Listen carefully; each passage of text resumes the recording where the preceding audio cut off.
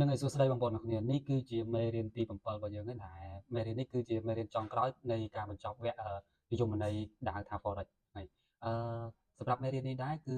យើងចង់និយាយអំពីការរក broker វិញម្ដងហ្នឹងហើយបងប្អូនប្រកាសជារៀនចេះបងប្អូនដឹងហើយថាការរក broker គឺវាសំខាន់អញ្ចឹងវគ្គនេះគឺយើងមកនិយាយគ្នាអំពីការរក broker សម្រាប់ធ្វើការជួញដូរឬមួយក៏កក់ហាងចែកវាដែលគេហៅថា trade នៅក្នុង MT5 ហ្នឹងហើយចំពោះការរក broker ខ្ញុំអត់អាចនិយាយចេញជាវីដេអូនៅក្នុងវីដេអូនេះបានទេដោយសារតែទីមួយគឺយើងនិយាយចំឈ្មោះ broker Facebook វាអាចនឹងមានការ ban អីជាដើមអញ្ចឹងបងប្អូនអាចឆាតឃើញវីដេអូនេះហើយបងប្អូនចង់ដឹងថា broker ណាដែលមាន spread ល្អ spread ទាបហើយកាត់ commission តិចតួចបងប្អូនអាចឆាតមកក្នុង page នេះផ្ទាល់មកដើម្បីជួបខ្ញុំមកខ្ញុំនឹង recommend broker ដែលល្អសម្រាប់បងប្អូនសម្រាប់ធ្វើការ trade សម្រាប់អ្នកថ្មីថ្មោងទាំងអស់គ្នាហ្នឹងហើយ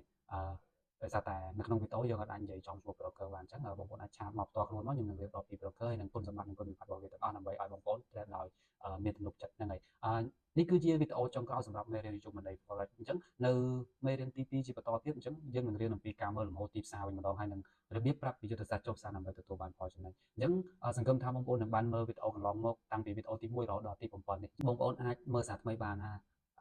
អ្វីទៅគឺជា pit អ្វីទៅគឺជា leverage spread អីហ្នឹងបងប្អូនអាចមើលវីដេអូសារឡើងវិញជាថ្មីពួកអីសម្រាប់អ្នកថ្មីបើអត់ទាន់ចេះទេបងប្អូនត្រូវតែមើលឲ្យយល់ពីនិយមន័យទាំងអស់ហ្នឹងដើម្បីយើងសិក្សាបើមិនជាយើងអត់យល់ក៏យើងពិបាកនឹងធ្វើការចូល trade បានដែរហ្នឹងហើយចុងក្រោយបងប្អូនអាចចូលទៅក្នុងក្រុម Telegram ខ្ញុំហើយនឹងឆាតមកខ្ញុំផ្ទាល់ដើម្បីរក broker ល្អៗដើម្បីយើងធ្វើការ trade ទាំងអស់គ្នាហ្នឹងហើយអរគុណច្រើន